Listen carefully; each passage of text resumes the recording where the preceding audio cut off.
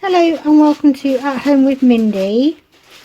If you saw my shopping haul, you would have seen that I got a load of rhubarb off of Olio. After I've topped and tailed it and taken off all the yucky bits, because the end bits have started splitting, I've ended up with 1.5 kilos of rhubarb. The only moisture in here is what's left on after I've rinsed it. I've already put the pan on. To 1.5 kilos that's in here, I need to add 300 grams of, this is just granulated sugar, what you put in tea and coffee. And you just leave that for like 15 minutes to stew and it will create its own juices. I'm planning, I should have just said this a second ago, I'm planning to make lots of rhubarb crumbles to put in the freezer. I've got these trays that were brought in Asda. It's got to be like 8 months ago. We haven't used them yet. I wanted to save them for when they actually needed, rather than just, oh, I'll just bung it in here. Because that way if I put it in here I can give them away as well. And I've got smaller ones. They are small because I promised Barry's dad one, because he used to grow rhubarb and loves it. I'm going to get a spoon and stir it, and I will bring you back once it started stewing. Right, while that's bubbling away, because the sugar hasn't even dissolved yet, so that's going to take a while. I've got 400 grams of flour. I don't know if it's supposed to be self-raising or plain, but I've got more self-raising, so I'm just going to use that. 200 grams of margarine and 200 grams of granulated sugar again. What am I going to do? I'm going to put the butter into the flour and with a fork try and turn it into breadcrumbs, and then add the sugar. I might as well do that while it's stewing, but I'm sure you know what that is, because I want to try and keep this video quick just so you can see what I was doing with the stuff. Yeah, just grab a fork. Yeah, I'm just gonna, with a fork, try and get it to go to breadcrumbs, but I'm not using the tripod, so I will put you down and we'll come back when it's closer to being done. I let it stew for a while. It's broken up quite a lot. I don't mind that.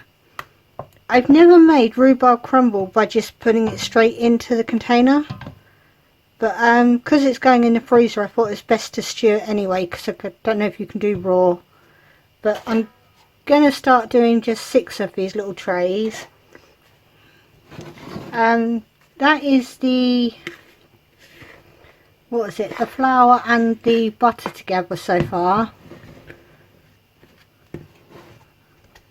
And then I've got the 200 grams of sugar I'm just going to sprinkle in.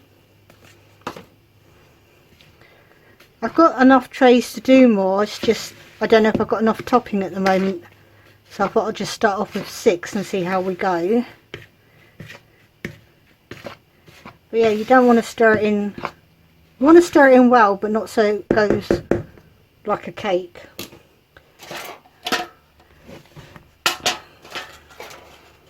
So I'm not sure I got you a very good angle, because I'm trying to use one of these above the area.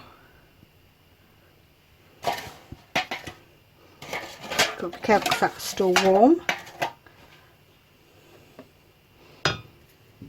I think there should be enough to do more than, I'm getting caught up in the wires now. I should have pegged it back up. That's what I'm just doing now. Right.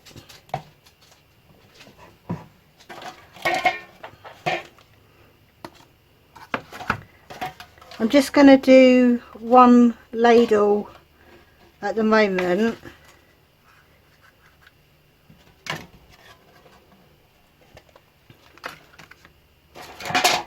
Oh, it is still hot.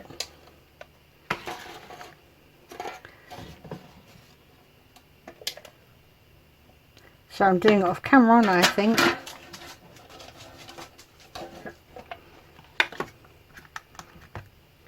And that one looks a little bit short. I think I've got enough to definitely do some more. Because it's easy enough to make the topping up. You just halve the sugar and butter to the amount of flour.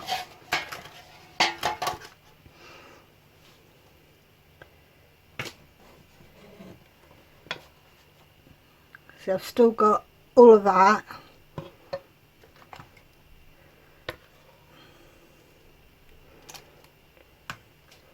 And I've still got loads. See, I like quite a bit of topping on mine, so I don't want to go too crazy. We'll see what one more will do.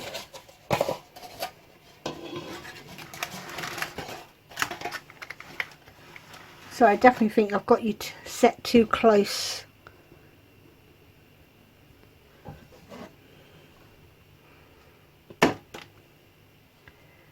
I'm just going to try and scoop some in.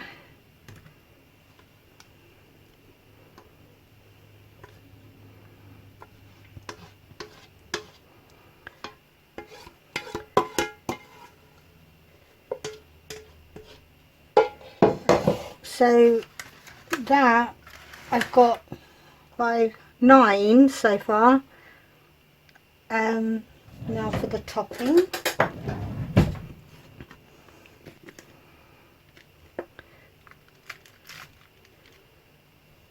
It'll probably sink because I haven't let the fruit cool down.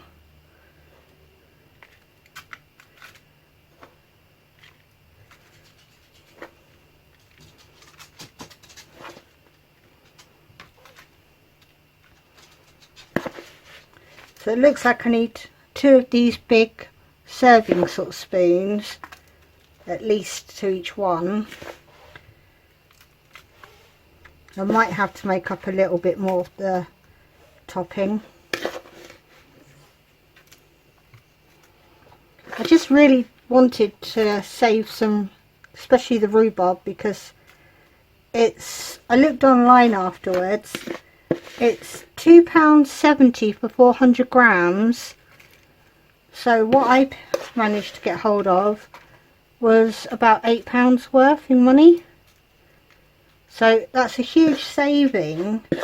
But the most important thing is I wouldn't have been buying it at that price. So this way we're getting a pudding that I like, and it's only costing me the price of the flour, which was already in the house, sugar and butter, or margarine in our case.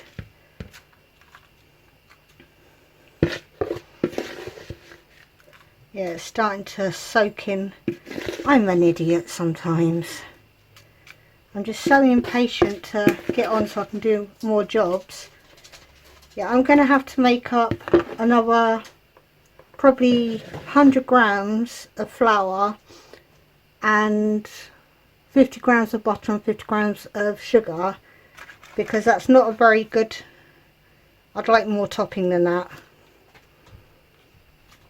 But that is, let me take the office holder thing.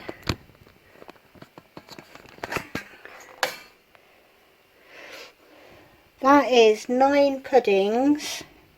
One's for Barry's dad. I shall definitely give Philip one to try. So that's 7, 1 a week, 7 weeks of pudding for a Sunday. I'm not sure if Connor or Yuki will eat it, but you don't need a huge amount, or, because ideally I reckon that would be for 2 people. It'll do a few weeks of puddings anyway. So I'm going to let it cool down, and then I'm going to write on the tops with what it is and the date, and find room in the freezer for them. Because where it's a chest freezer, I'm going to have to try and level everything out so it can all sit on top. But thank you for watching what I've rescued, and I will see you on another video. Bye bye.